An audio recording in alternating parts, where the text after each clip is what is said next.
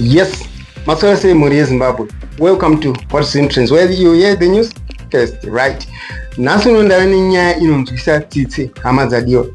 Right? Pane mota ye Avecs carrier truck yenge ichibva kuSouth Africa yakananga kuBeitbridge. YABVIRA apo yakatakura mota dzinodhura hama.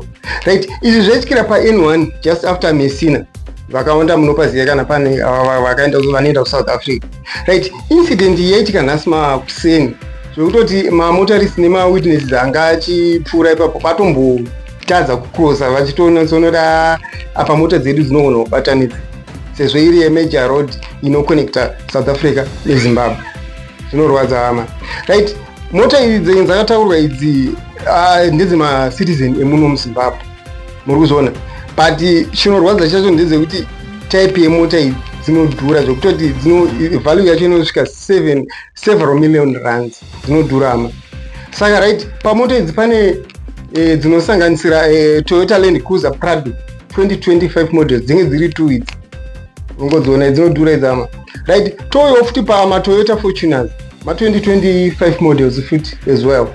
Right, anga ari 2. Right, tozopesera neToyota Corolla Cross 2025 model dzatsva idzodzi hama, zvinonzwisa tsitsi.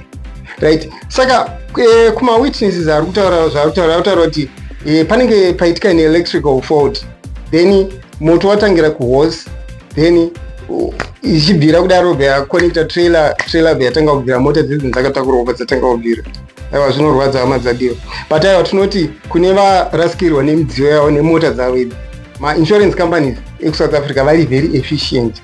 I know it's some kind of disturbing, it's a disturbing encounter to sure, but my insurance ekuSouth Africa very efficient enough, vanokubhadharai, vanokukompensatai mukozvona. Saka I would love you to watch this video.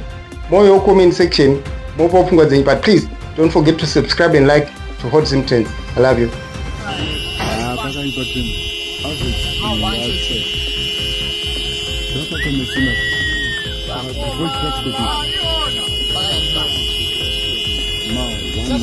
Zimbabwe.